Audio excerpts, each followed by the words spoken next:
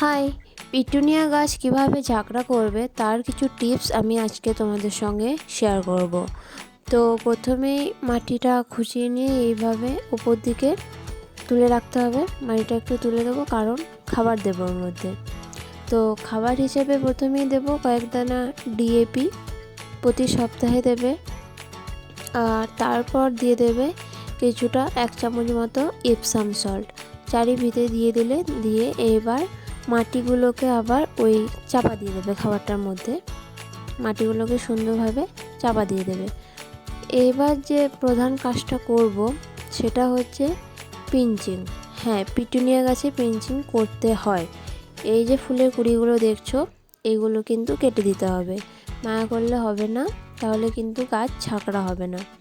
তো দুবার এইভাবে আমরা পিঞ্চিং করে দেবো। এখন একবার করলাম, আবার যখন কুড়ি আসবে তখন আবার একবার করে দেবে। দুবার পিঞ্চিং করলে দেখবে তোমাদের গাছ অনেক ঝাঁকড়া হবে। এবার দেব জল। এখানে আমি খুবই পাতলা করে সর্ষের খোল পচা জল ব্যবহার করছি। এটাই ছিল আজকের টিপস। টাটা।